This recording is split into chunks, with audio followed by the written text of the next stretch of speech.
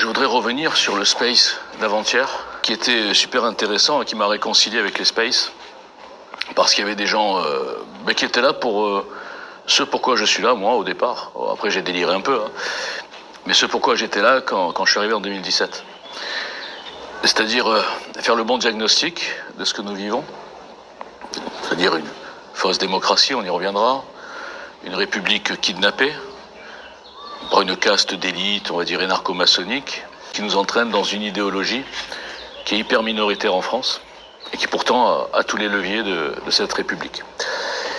Et une fois qu'on a fait les bons diagnostics, avec plein d'exemples, comme j'ai essayé de le faire pendant 7 ans, dans le boycott total évidemment, parce que ça remettait en cause beaucoup de castes, beaucoup de lobbies, beaucoup de camelots, beaucoup de systèmes. Et comme je n'appartiens à aucun système, aucune loge, aucune caste, et que vous le savez, je dis tous les jours, mais peu le comprennent, je ne me colle pas à des gens qui pourraient aider, machin, etc. Je ne comptais que sur une seule chose. J'étais déçu. En mettant à terre tout ça, je pensais avoir le soutien des gens comme moi, hein, des inconnus, des sans-dents, des gueux, qui sont bien sûr méprisés par toutes ces élites. Et à ma grande surprise, j'en parle souvent, c'est vraiment très, très bizarre, j'ai eu en face de moi, bon, tout ce que j'ai dit, le système, la censure, le boycott, etc. Bon, ok, d'accord. Comme beaucoup de monde, mais enfin moi je crois beaucoup plus. Et sans me vanter, je peux le prouver. Mais surtout, j'ai eu les gens. J'ai eu les gens et j'ai vu ces masses de gens qui, pour des motivations différentes, protègent le système, protègent leurs petites idoles, influenceurs à 2 balles, ils ne savent même pas qu'ils sont fabriqués, bon, ils veulent pas voir, protègent leurs partis politiques, leurs boutiques, leurs politiciens, c'est-à-dire que si on essaye de faire une demi-critique sur un parti, même de son propre camp, on est tout de suite considéré comme un ennemi à abattre, hein, comme je l'ai été en 2018, quand j'ai eu l'outrecuidance de prévoir à l'avance tout ce qui allait se passer avec le RN. Le talent, j'ose le dire, vous savez, j'ai pas d'humilité, moi. J'ai pas de la fausse humilité, en tout cas. Le talent, le côté visionnaire, le côté constructif, quand ça dérange les systèmes établis, et des castes, et des carrières de certains, eh bien, il faut être détruit. Et je pensais pas que tous ces gens, notamment à l'époque, je parle souvent de Jean Messia, qui a été le détonateur, en vérité, je pensais pas que ces gens avaient tellement d'idolâtres autour d'eux, aveugles, je pensais pas que ces gens allaient trouver des complices. Aller trouver des gens comme ça, des inconnus comme moi, je répète, des moutons. Hein. Je suis un mouton, hein, au fond. Je fais genre le mouton noir, mais bon, je suis un mouton gris, parce que j'ai pas tout compris non plus. Mais enfin bref, en tout cas, je suis pas un mouton blanc. Comme la majorité d'entre vous, je suis désolé. Donc j'aurais jamais pensé que le système et tous ces petites starlettes, etc., avec leurs trucs, enfin bref, arrivent à trouver des complices dans le peuple, des gens comme moi, pour qui je voulais parler et que je voulais réveiller. Alors, après cette longue introduction, revenons au sujet. Donc, c'est-à-dire, le sujet, c'était quoi ? Une fois qu'on a fait un bon diagnostic, une bonne analyse, qu'on a isolé qu'est-ce qui permet à ce système de nous voler notre démocratie, même si la démocratie n'a jamais existé, si ce n'est il y a très longtemps, en tout cas de nous voler nos voix, hein, au fond, de positionner des actions et une politique globale qui va exactement à l'inverse de la volonté majoritaire du peuple. Je dis bien majoritaire, je dis pas 100% évidemment. Comme par exemple l'immigration, qui est un des sujets sur lesquels ils nous prennent vraiment pour des cons. Mais ça rentre dans un grand plan, mais bon, je l'ai mis en tweet épinglé, mais je le répète, c'est carrément hallucinant. Comme je suis inconnu, les gens ils lisent pas, ils écoutent pas. Ouais, celui-là il est inconnu, on l'a pas vu, donc ça doit être un fou. Dommage parce que j'explique tout en 15 minutes. Bref, eh bien, une fois qu'on a fait le bon diagnostic, le bon bilan, qu'on a isolé donc les moteurs, les choses, que ce soit des choses constitutionnelles ou des choses de connexion, d'entre-soi, de complicité, qu'on a un peu fait le point, eh bien, qu'est-ce que nous pourrions construire comme réceptacle, hein ? Moi, j'appelle ça un réceptacle, c'est-à-dire, c'est mon fameux quoi avant qui. C'est-à-dire, au lieu de chercher qui c'est qui va nous sauver comme des enfants perdus, on cherche d'abord un réceptacle, un bateau, si vous voulez, j'essaie de faire des images, hein, pas le Titanic, hein. Un bateau bien construit qui peut résister à toutes les tempêtes, à tous les arguments, à toutes les attaques, hein, parce qu'il est bien pensé à la base. Et dans ce bateau, on rentre le peuple. N'importe quoi. Bon, si vous m'écoutez, vous allez aller complètement dingo, mais c'est pas grave, vous allez comprendre.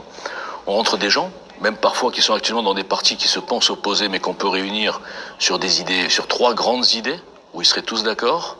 Et une fois qu'on a un bateau bien rempli, bien solide, on cherche le capitaine. Hein ? Le quoi avant le qui. C'était ça la démarche GIEL. Les gens n'ont rien compris, ils m'ont pris pour un égotique. Oui, je suis égotique, ça c'est sûr. Mais en revanche, je suis égotique, mais j'ai pas d'ambition personnelle d'être un politicien. Ça m'intéresse pas, ça me plaît pas. J'insulte tout le monde. Vous avez déjà vu un politicien, bon, mis à part Mélenchon? Non, Mélenchon, il insulte les adversaires, mais il n'insulte jamais ses propres clients.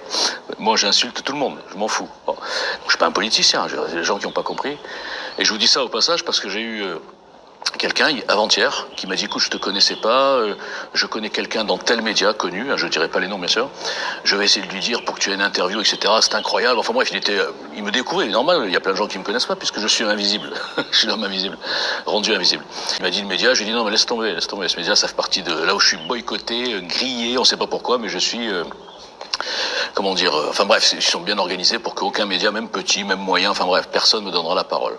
Hein, parce qu'ils se protègent en vérité. Quand vous défoncez Jean Messia, vous avez tous les gens amis de Jean Messia qui font des vues avec lui. Oh là là, alors oui, t'as raison, Jean, t'inquiète, on lui donnera jamais la parole. Après, tu te fâches avec Borowski. Alors Borowski, lui, il connaît toute la petite dissidence puisque ce sont ses fournisseurs de vues. Alors, il faut comprendre comment ça fonctionne, c'est un commerce. Vous imaginez, comme je le dis souvent, que si je viens sur un plateau à GPTV Profonde et je démonte factuellement tous ces fournisseurs de vues, je les décrédibilise avec de l'audience. Il perd ses fournisseurs, il perd ses vues, il perd son oseille. Donc, il faut surtout pas donner la parole à un type comme moi. Bon. Bref, et donc je lui dis non mais laisse tomber ce média-là, ce type-là, je le connais, il me connaît, il me boycotte consciemment. C'est pas genre ils m'ont jamais vu. Et il revient une demi-heure après, il me dit non. En fait, il m'a dit non parce que c'est un opportuniste. Je sais pas, non mais vous pouvez pas comprendre la douleur que je ressens quand je me dis mais comment ces enfoirés ils arrivent à dire des trucs pareils et que les gens les croient. Ah ouais ok c'est un opportuniste donc c'est ok on le bloque. Enfin n'importe quoi. Je suis le contraire d'un opportuniste. Moi j'ai jamais rien vendu. Moi j'ai jamais fait d'appel aux dons. Moi j'ai refusé d'aller au RN alors qu'aujourd'hui 7 ans plus tard ou 6 ans plus tard j'aurais pu être facilement député. D'accord ? Je suis le contraire d'un opportuniste. J'ai vécu sur mes réserves pendant tant d'années. Bon, maintenant, il n'y a plus de réserves. Donc, il faut que je reprenne une vie normale. Mais j'ai jamais pensé chercher à avoir un poste. Je voulais créer une force citoyenne. Vous l'avez pas compris, ça. Et quand je vois des tocards, qui soient trolls ou sous pseudo, qui viennent m'insulter parce que ça les frustre, que moi, j'essaye de faire quelque chose pendant qu'eux, ils sont en train de déblatérer, d'insulter tout le monde et de défendre le système, bah, comprenez que ça me rend dingo. Donc, le mec, je dis, écoute, retourne voir ton pote et dis-lui qu'il développe. Hein, qui donne des éléments, parce que je suis opportuniste, je suis le contraire. Bon voilà, je voudrais bien savoir. Bon bref. Tout ça pour vous dire que je suis psychopathe, je suis opportuniste, je suis je sais pas quoi, franchement. Et quand je vois tous ces gens qui ont marché dans la combine et qui boycottent, alors que plein sont d'accord avec moi, ça me rend fou. Donc revenons au Space. C'est pas des introductions que je fais, c'est des livres. Le Space. Donc le Space, j'étais super content parce qu'il y avait des gens qui sont venus et j'avais vu qu'ils avaient déjà fait cette démarche de réfléchir à un autre système. Alors eux, bien sûr, ils étaient un petit peu trop démocratiques pour moi. Ça veut dire qu'ils essayent de s'approcher le plus possible de cette démocratie fantasmée. Et notamment Christophe, je sais pas, vous devez le connaître, il est connu lui. Vous devez connaître Christophe, il a fait une belle démonstration vraiment, en démontrant que déjà même le mot était usurpé. De toute façon, c'est un problème de mots. Et je passe à autre chose.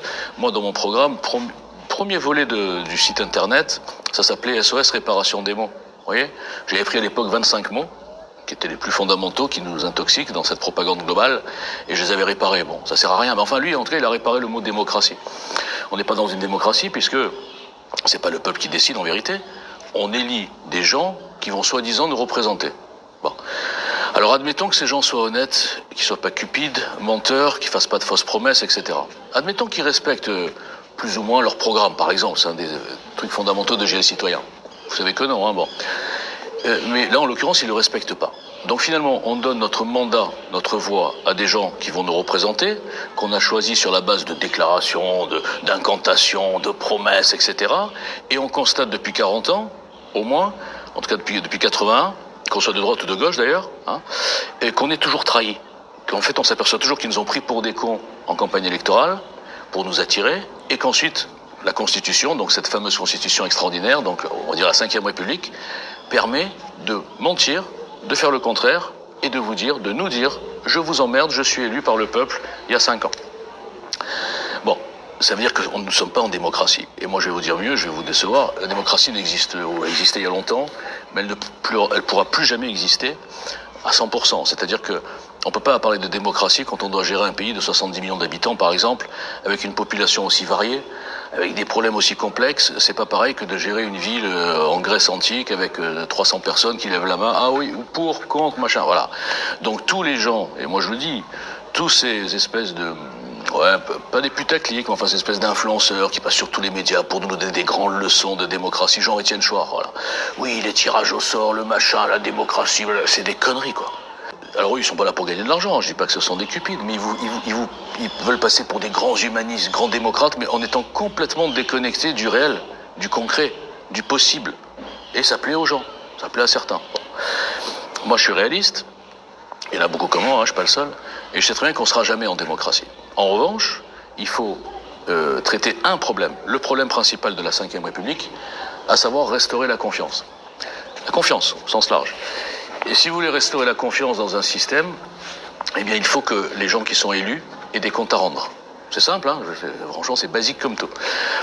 Et si vous voulez que les gens élus aient des comptes à rendre, il faut non seulement que le système, l'architecture d'un système, les empêche de pouvoir dériver, c'est-à-dire partir en roue libre, comme on voit avec Macron, et il faut en plus qu'ils puissent rendre des comptes annuels, non pas sur leurs résultats, par exemple d'un programme, moi c'est ce que j'appelle le mandat impératif ou le contrat de confiance, mais bien sûr sur la base de la mise en place d'un programme, pas les résultats. Je vous rappelle que les résultats d'un programme, des fois dépendent de l'extérieur, de l'étranger, d'imprévus, qu'on a vu avec la Covid, etc. Enfin, la Covid était un imprévu prévu, comprenne qui pourra. Et donc, tant que les gens ne s'attaquent pas au système, à cette architecture, à cette imagination, parce qu'aujourd'hui il faut inventer. Ceux qui me parlent de la monarchie, ouais, c'est très beau, là, ouais, très bien, il y a le roi, etc. Mais ils veulent restaurer une monarchie dans un pays qui compte peut-être maintenant 20% de catholiques pratiquants. Donc, je sais pas, je dis au hasard, je crois. Avec 20% de catholiques pratiquants, vous ne restaurez pas une monarchie qui est basée sur le catholicisme, premièrement. Et en plus, vous le savez très bien, ceux qui se renseignent là-dessus, il y a 3 pistes, il y a 3 écoles. Même si on dit, ok, d'accord, on veut une monarchie. Bah, les mecs, ils vont les Orléans, les Bourbons, et il y a même une piste génétique à l'étranger, qui est la vraie d'ailleurs, si on s'en tient au sang. Donc ils vont se disputer entre eux, de toute façon, il n'y aura pas de droit. Bon. Et puis bon, ils ont même pas de programme d'axe, et oui, le roi décidera. Mais bon, on n'est plus des enfants, donc ça, il faut oublier. Mon copain Franck Abed, là, à qui je me prends la tête tous les jours, il me traite moi d'idéaliste ou je sais pas quoi, de rêveur, mais lui, il vit dans son donjon, hein, comme disait Gad Elmaleh, vivre dans un donjon. Bon, bref. Et donc voilà, donc la monarchie, il faut oublier. La 5e, il faut l'oublier, mais rapidement, très rapidement, avant que ce soit trop tard. On voit bien, on va prendre des exemples. 2005, un référendum, c'était le dernier. Le système a compris qu'on va pas toujours dire oui à leur référendum de merde. On a dit non. Qu'est-ce qu'ils font? 2 ans plus tard, ils nous font un peu oublier. Ils nous embrouillent avec Sarkozy. Ils nous font passer la même chose avec 3, ah non, c'est pas la même chose. Et si c'est pas la même chose, pourquoi il n'y a pas un autre référendum qu'on puisse revoter? Ah non, mais bon, mais c'est pas la même chose, mais bon, c'est pareil. Bon, voilà. Donc, on nous prend pour des cons depuis 2005. Et vous imaginez les conséquences? Les conséquences, c'est qu'on est dans cette mafia européenne, qui est un nid de corruption, qui est une mafia dirigée par des technocrates non élus, qui font des braquages des caisses publiques. La Covid, un des aspects de la Covid, c'est un braquage des caisses publiques européennes, enfin des pays occidentaux en tout cas. Voilà, par exemple. Donc nous sommes aux mains de corrompus, d'une mafia à col blanc. C'est pas une façon de parler. Croyez-moi, je suis pas complotiste. Hein. Je suis réaliste. Je vois ce qui se passe. Bon. Donc le référendum nous a trahis. Ensuite, il y a pas longtemps, vous avez des exemples tous les jours. Il y a pas longtemps, la loi immigration. Je vous ai fait plusieurs fois le sketch. Bon, dommage que j'ai pas de vue. Parce que là, vous serez plus nombreux à comprendre et peut-être à oser diffuser, mais enfin, je crois que c'est trop vous demander. Hein. Quand je vois les gens qui sont d'accord en DM et qui osent même pas diffuser, je me dis, mais qu'est-ce que c'est que cette maternelle, quoi. Bon, enfin bref. Et donc, l'histoire, c'est quoi? Il y a une loi qui passe à 55, je sais pas, 60% au Parlement. Macron n'aime pas du tout certains points de cette loi, c'est normal, ça va à l'encontre du plan européo-mondialiste, hein, socialo-progressiste, wokiste, franc-maçon, etc. Donc, qu'est-ce qu'il fait? Il saisit lui-même le Conseil constitutionnel. Ouais, Lolo? Ouais, c'est Manu. Bon, Lolo, tu m'enlèves ça, et ça. Parce que t'as compris, ça va pas du tout dans le plan pour lequel nous sommes payés, hein. C'est pour lequel nous sommes en mission. C'est-à-dire destruction de la France, entre autres. Oui, Manu, t'inquiète pas, j'ai l'habitude, hein, tu me connais, un responsable mais pas coupable. Ok, bon, à tout à l'heure, ciao. Un mois plus tard, ils nous sortent la loi et ils enlèvent les 2-3 petits trucs qui étaient légèrement un petit peu durs. Donc qui c'est qui commande en France? C'est les Juifs, hein? C'est le CRIF, hein? Non, c'est un système complètement corrompu où 9 passages du tout, désignés dans des conditions qu'on va bien sûr changer bientôt, enfin si un jour on entend ce que j'ai à proposer, et qui ont décidé, par-dessus l'Assemblée, par-dessus les 70% au moins des Français qui étaient pour, et qui ont décidé, oh non, c'est pas constitutionnel, n'importe quoi. Quand ils ont créé des sous-citoyens, hein, que moi je pouvais même pas aller boire un coup dans un café parce que je n'étais pas vacciné, c'est constitutionnel ça. Alors quand ça les arrange et qu'il y a des milliards à prendre derrière et à détourner, ah ouais, c'est bon, c'est constitutionnel. Et puis quand ça les arrange pas, non, c'est pas constitutionnel. ok? Quand ça les arrange, ah non, il ne faut pas stigmatiser. Hein, les musulmans, les immigrés, il ne faut pas stigmatiser, c'est méchant. Hein, par contre, stigmatiser des non-vaccinés, là, il n'y a pas de problème. Les virer comme des chiens sans revenu pendant 2 ans, il n'y a pas de problème. Les droits de l'homme. Vous imaginez ces espèces de dictateurs sans moustache, là? Donc ce sont des malades. Donc pour revenir, ces 2 exemples, il y en a plein. Hein. Je ne vais pas revenir sur les promesses de campagne. Je ne vais pas revenir sur les alliances infâmes de politiques politiciennes ou des gens qui insultent des gens le lendemain, s'allient avec eux pour être élus, et une fois qu'ils ont leur mandat, hop, ils redeviennent séparés et ils nous emmerdent. C'est bon, moi j'ai mon mandat, maintenant on va te faire foutre, je suis plus allié. Parce qu'il y avait, je parle de la NUPS à l'époque et même de ça, là, ce truc pourri là, Front Populaire. Même Renaissance, soi-disant le camp du bien, c'est allié avec Front Populaire. Des islamistes, des fichiers S, des antifas, il y a de tout, quoi. Comment dire, c'est un asile de fous. Ils ont tous un seul point commun, ils sont anti-France.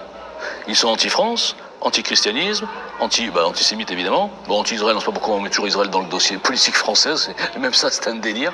Mais marché porteur, hein, j'en parle souvent, marché porteur pour les influenceurs, marché porteur pour les politiciens, ou en tout cas pour une partie des partis justement. Pendant les européennes, on parle que de la Palestine. Elle n'a même pas prononcé une seule fois le mot France, Larima Hassan.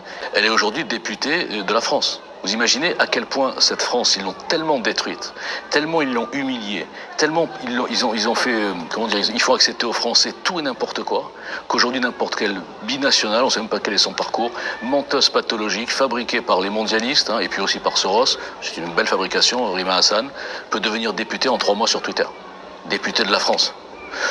Donc, tant que vous ne comprenez pas ce que je vous dis et que vous attachez au fait que je suis un petit peu fou des fois, que je vous insulte et tout, et que vous comprenez pas que le vrai problème, celui qu'on a traité dans ce space, que je remettrai en dessous d'ailleurs, ça intéresse pas grand monde, dommage.